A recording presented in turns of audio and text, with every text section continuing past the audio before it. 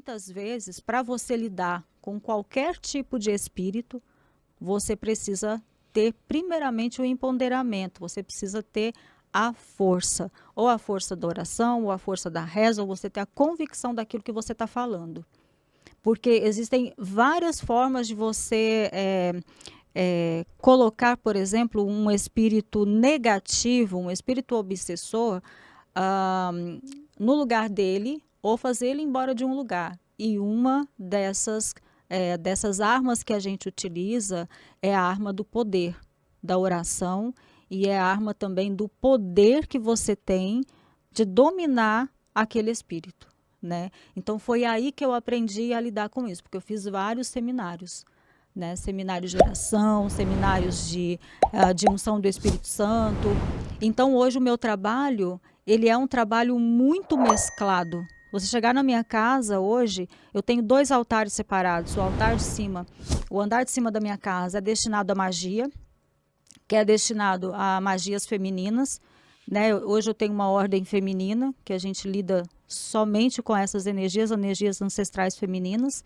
E embaixo eu tenho a minha ancestralidade, que eu trabalho com o indígena, trabalho com preto velho, trabalho com ciganos, trabalho com toda essa linha que a Umbanda conhece, por exemplo. Só que também nesse andar de baixo, eu também tenho os meus santos, eu também tenho as minhas rezas, tenho os meus benzimentos, né? Por quê? Porque por mais que seja uma casa espírita, você tem que aprender realmente a dominar aquele que chega. Você tem que saber quem é aquele que chega, né? Então, dentro da renovação, eu fiquei até os 19 anos. Só que eu sempre tive uma mulher que me acompanhava. Sempre tive uma mulher que me acompanhava. E essa mulher que me acompanhava, ela sempre chegava perto de mim, ela usava um terço, um rosário. Ou ela estava com um terço, ou ela estava com um rosário, só que ela não era uma santa. E foi daí que eu fiquei interessada por esse espírito. E ele sempre me acompanhou, né? Então, quando eu saí da renovação carismática, eu achei que ela ia embora. Só que ela não foi. Ela continuou. E ela sempre vinha em momentos muito difíceis. Então, sempre que eu, às vezes, naquela época que a gente é adolescente, a gente começa a sofrer por amor, sofrer por namorado, essas coisas todas, né? E achava que aquilo era o fim do mundo. Então, sempre que eu ficava sozinha, ali naquele momento, ela vinha e ficava perto. Aconselhava sempre com a voz muito tranquila, sempre com a voz muito mansa, e de repente ela ia embora de novo. Então, essa mulher me acompanhou desde sempre. E quando eu saí ali com 19 anos da renovação carismática católica, que eu fui para o Kardec, que eu fui começar a entender o kardecismo, que eu aliei isso junto à psicologia, a esses estudos, tudo, aí eu pude entender como eu lidava com os espíritos. Só que isso foi um processo, né? Então, assim, até os 19 anos, eu era aquela pessoa que tinha visão, mas eu achava que isso pertencia a quem? Ao Espírito Santo, que pertencia a Deus, que eu tendo isso dentro desse núcleo cristão, estava tudo certo.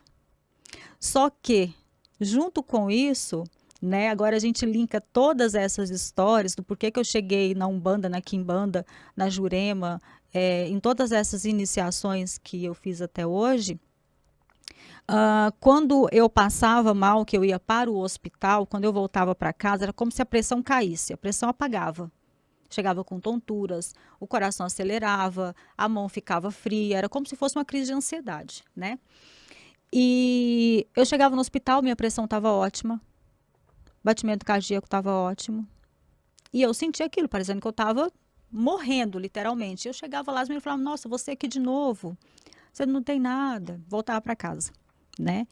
E nesse processo, quando chegava à noite, eu começava a passar mal. Eu tremia, que os meus dentes, eles batiam. De tanto que eu tremia, sabe? E eu chacoalhava tanto que eu falava, não, não vou ficar na minha cama sozinha, eu vou sair daqui e vou deitar com os meus pais. Então eu deitava no meio da cama, minha mãe aqui, meu pai aqui, eu deitava no meio. E eu sacudia tanto que a cama batia na parede, a cama tremia inteira, de tanto que era forte o tremor que eu tinha. E eu demorei praticamente até ali os meus 21 anos a entender que isso era um processo de incorporação, eu não sabia. Então, eu sofri muito ali. Vendo essa energia, você não sabe o que faz com essa energia, né? Então, você acaba tendo todo esse sintoma, o seu corpo, ele se abre, os seus chakras, eles se abrem todos para você receber essa conexão e você não sabe o que fazer com aquilo. Então, eu ficava, mãe, reza para mim, né? Pedia ela para rezar para mim, ela rezava, podia rezar o que fosse, não ir embora. Mas era uma incorporação. Era uma tentativa de incorporação. De qual entidade? De Maria Padilha. Só que ela nunca me fez nenhum tipo de mal fisicamente, mas eu passava mal. Digamos que você passava mal, era uma reação involuntária. Exatamente, do processo da incorporação. Uhum. Hoje eu compreendo. Por quê? Hoje eu sei entender, depois de muito tempo, né, passou. Hoje eu sei entender o que é uma energia minha e o que é uma energia não minha, né? O que está entrando no meu campo? Não, peraí, eu estou sentindo essa força, mas essa força ela não me pertence.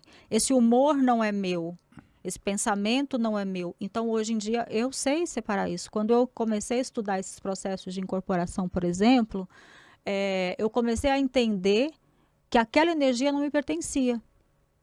Que era porque, por exemplo, o meu campo mediúnico, os meus chakras, o meu preparo, não estava preparada para aquela energia.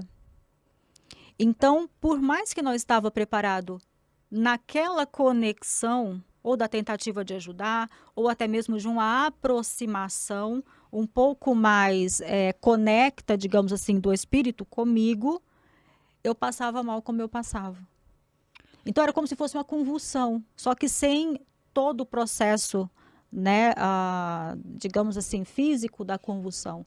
Mas era um tremor, que inclusive na igreja eu sentia também. Eu andava de joelhos na igreja, eu podia ficar ajoelhada aqui, chegava no final do negócio, eu estava lá no altar. Mas quando que a Maria Padilha... Maria Padilha. Quando que você teve consciência de que era ela e quando que você começou a ter digamos, um processo mais harmonioso com essa incorporação e essa entidade? O processo harmonioso entre nós duas foi mais ou menos com uns 27 anos. Uns 27 anos, demorou muito. Porque ela sempre se apresentava e até quando eu comecei na Umbanda, foi assim, eu fui pro Kardec, no Kardec falaram para mim assim, você não é do Kardec. Você não é daqui. Você é ou você é da Umbanda, ou você é da Quimbanda, você tem que procurar a tua linha. Você não é daqui. E aí eu fiquei um pouco perdida no meio disso tudo, porque eu falava assim, Umbanda, eu não vou para Umbanda de jeito nenhum que eu vou fazer na Umbanda. Eu não queria ir para Umbanda, digamos assim. E aí, no meio de tudo isso, eu falei, só para você ter uma ideia, quando eu fui na Umbanda pela primeira vez, eu não fazia ideia do que era uma gira. Eu fui numa gira de erê, uma gira de criança. Uhum.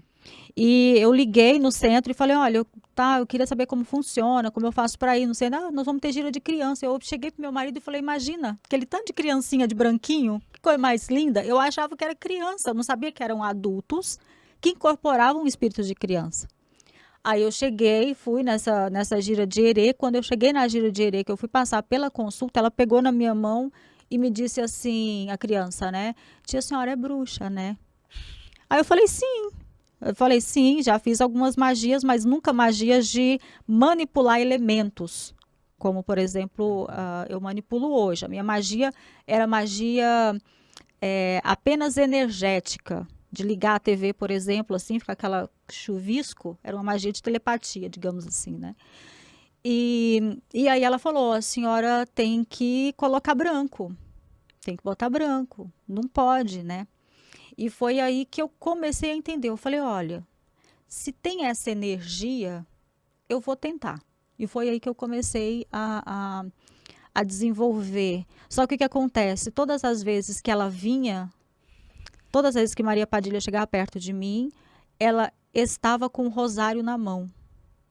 Eu cheguei para o Babalaô e falei, olha, a minha pombagira usa um terço na mão. E ele falou, nunca. Então eu passava como louca de novo, sabe, com uma pombagira com um rosário na mão. Ele falava, não, quem usa rosário é preto velho. Eu falei, não, eu vejo ela com o rosário na mão e eu sempre vi ela com o rosário na mão. E aí eu comecei, você pode reparar que às vezes ou eles estão com um terço ou eles estão com um rosário, né? Uma cruz. E aí eu fui atrás para saber quem era Maria Padilha e foi aí que eu descobri que ela tinha fundado um convento. Foi daí que eu descobri que ela tinha fundado um convento. E eu falei, eu não estava errada.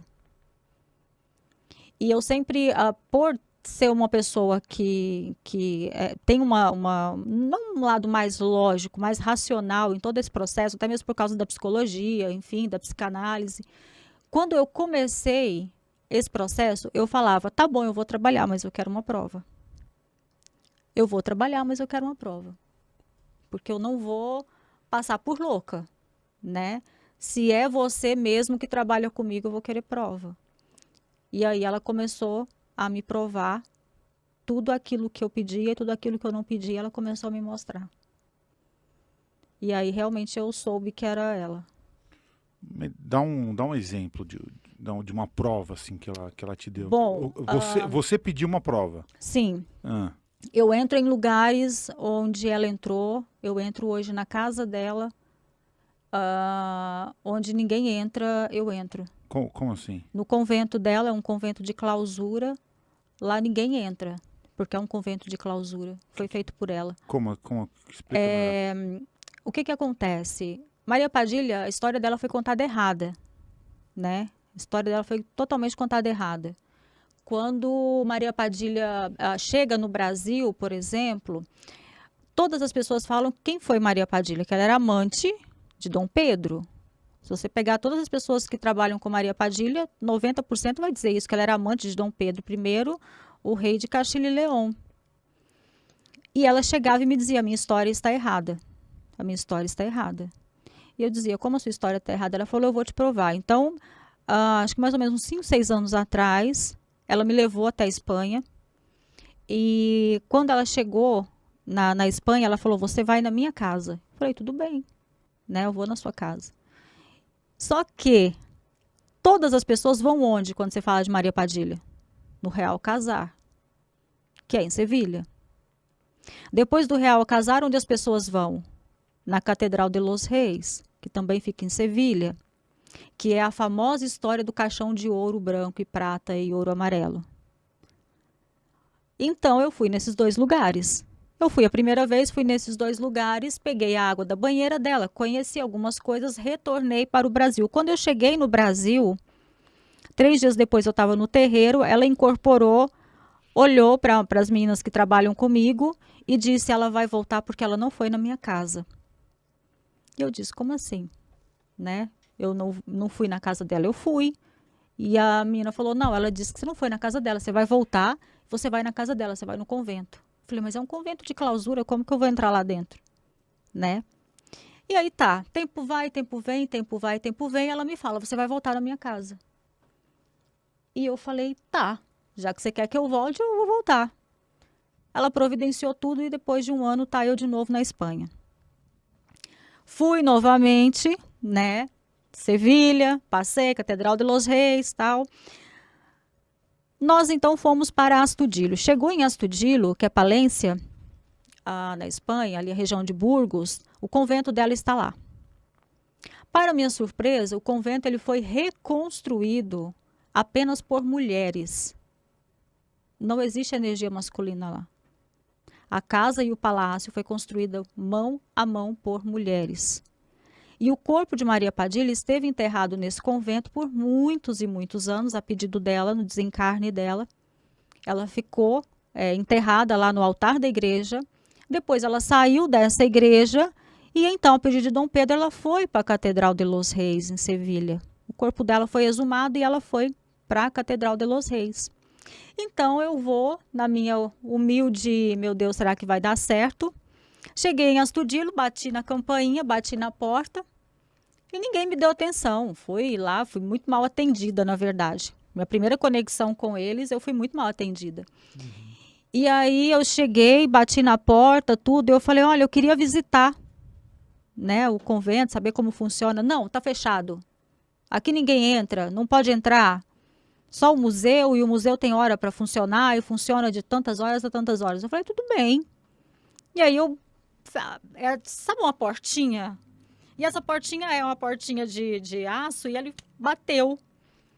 E eu olhei pro meu marido e falei assim, nossa, ela foi muito grossa. Falei, ela foi muito grossa, sabe? E ele falou, mas, cara, você tá aqui, vai lá e, né?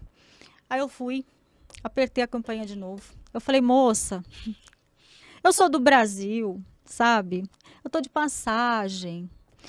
Eu tenho uma casa, um templo de Maria Padilha, de Maria Madalena, e não sei o quê. E ela, sabe? Só falando isso.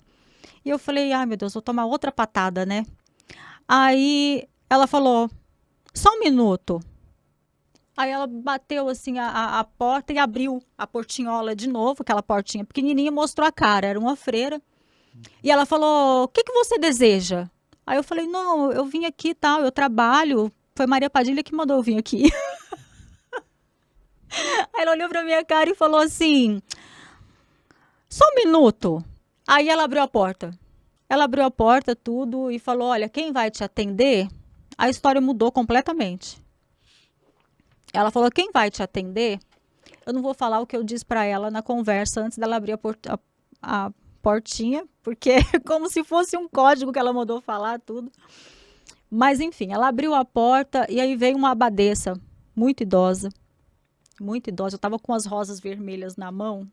Eu saí com a mentalidade do Brasil. Eu cheguei lá com a mentalidade brasileira, de Maria Padilha Pombagira, enfim, tudo bem, tudo certo, sem eu saber o que ela era dentro, o que ela é dentro desse convento. Então, eu fui ali com as minhas rosas vermelhas ali, né, na minha mentalidade brasileira, do culto brasileiro. E eu cheguei lá e ela abriu a igreja. Quando ela abriu a igreja, veio aquela energia, uma energia assim, que você olha para todo canto, você vê energia. E aí ela começou a falar que Maria Padilha construiu isso, que a história dela sempre foi contada errada, porque ela não era amante de Dom Pedro, ela era esposa legítima de Dom Pedro. E ela falava o tempo todo, e ela olhava para mim e falava assim, reina depois de morta. Ela olhava para mim, apontava o dedo e falava, ela, reina depois de morta. Depois de morir, ela falava. E ela falava aquele espanhol rápido, eu não entendia nessa época tudo. E de repente ela olhou para mim assim, e falou, qual sua ligação com Maria de Padilha? Aí eu olhei para ela, olhei para o meu marido fez assim para mim. Porque mais ou menos, porque assim, se fosse depender de mim, eu ia abrir meu coração para ela. Meu marido falou, não, aqui não é o lugar. Eu só ouvi ele fazendo assim, não, e fez assim para mim, né? E eu falei, não, eu tô aqui porque eu gosto muito da história dela, tal, não sei o quê. E aí ela começou a me contar algumas coisas. A gente começou a andar pelo pátio do palácio, do convento. Ela olhava para mim, pegava na minha mão e falava assim, tá vendo aquela casinha? Tá vendo aqueles ladrilhos? Eu colei um a um por mão, porque Maria Padilha pediu. E ela ficava falando isso. Tá vendo aquele tijolinho? Tá vendo aquela cor? Está daquela cor porque Maria Padilha pediu. E ai, se a gente não fizer como ela quer.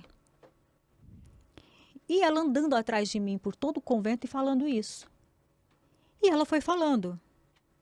E eu ouvindo ela falando aqui, e como se ela não tivesse me falando nada, mas ela estava aqui atrás, ela estava me contando toda a história da reconstrução do convento.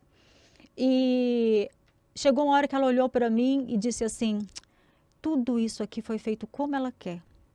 Ai da gente se não fizer. E aí a visita terminou, a gente foi embora, ganhei biscoitos, trouxe biscoitos, porque daí mudou completamente a situação. Ganhei biscoitos, ganhei presentes, ganhei uma série de coisas e trouxe para o Brasil. Só que antes de chegar no Brasil, lembra que ela disse que ela olhou para mim, balançava o dedo e falava, ela era esposa legítima de Dom Pedro. Eu falei, tá, ela é esposa legítima de Dom Pedro, então onde que ela casou? Ela casou numa igrejinha secreta, é segredo, né? Ela falava para mim segredo e ela fazia assim com os olhos. Eu falei, eu sei que essa igreja fica em Olmedo, também na Espanha. E tá tudo certo. Era meu aniversário, dia 27 de fevereiro. E no dia 28 eu estava indo de volta para Portugal, para Lisboa. E aí, se vocês quiserem me perguntar alguma coisa, vocês perguntam, tá, gente? Eu vou falando. E aí eu tava indo, saindo da Espanha, indo para Madrid, para pegar o voo para Lisboa. E eu tava na estrada. Chegou um determinado momento na estrada que eu comecei a passar mal. Era como se eu tivesse sendo sufocada. Eu achei que eu estava infartando. Porque o meu braço começou a doer. Doía, parecendo que tinha alguém apertando o meu braço. Meu coração começou a ser apertado. E eu comecei a chorar copiosamente. Eu não parava de chorar. Só que não era um choro. Era uma lágrima que não parava de descer. Escorria. E aí meu marido dirigindo o carro, perguntava para mim o que estava acontecendo. Eu falei que eu não sabia, mas eu estava passando mal. E ele falou, segura firme, porque a gente está chegando, vai ter uma cidade, a gente para, você toma uma água, respira, mas aguenta firme. E ele dirigindo o carro, quando ele olha para mim, ele me fala assim, como chama a cidade que Maria Padilha casou? Aí eu falei para ele, o Medo, e ele falou, é a próxima cidade. Eu comecei a passar mal perto da chegada da cidade que ela tinha se casado. E aí, então, ela veio na minha cabeça e falou, vai na igreja que eu me casei. Eu falei, como? De novo, né? Como? Não sei o nome. E ela falou, eu vou te mostrar. E a gente chegou na igreja, uma cidade pitoresca, muito pequena. E a gente chegou, passamos na frente de uma igreja de São Gabriel, São Miguel, não sei. Uma igreja muito antiga, estava fechada. E ela falou que não era aquela igreja. A gente chegou em outra. E aí era a igreja de Santa Maria. Quando a gente chegou na porta da igreja, vocês não fazem ideia da energia que tem aquele lugar. É uma energia densa, uma energia pesada, sabe? Igreja fechada. Tudo fechado. Mas eu vou contar o porquê que essa igreja é fechada. E aí, tudo bem. A gente ficou na porta da igreja, não tinha aviso, não tinha nada, tudo trancado. Eu falei, meu Deus, não tem nada aqui, né? Era dia 28, eu não me lembro o dia da semana que era, mas eu lembro que era dia 28. E perguntei, saí, fui, acho que era como se fosse um fórum, um lugar de justiça, que ficava em frente à igreja. Eu fui lá perguntar, todo mundo falou, olha, a gente não sabe informação ou não quiseram dar informação, né? E aí meu marido falou, tem um restaurante aqui, né? Em frente, vai lá e pergunta. Eu falei, tá. Atravessei a rua, fui e perguntei pro moço do restaurante. Ele falou, olha, essa igreja não abre. Essa igreja não abre. Ela só abre para batizado ou caso morra alguém muito influente. Aí ela abre. Eu falei, então foi, né? Não vou ver a igreja por dentro, não vou ver nada por dentro. E aí eu voltei, falei pro Nilson, falei assim, olha, a igreja não abre. A igreja fica fechada, né? Diz que é uma igreja muito antiga e ela só abre em momentos especiais, enfim, ou seja, perdemos a viagem e vamos embora para Madrid.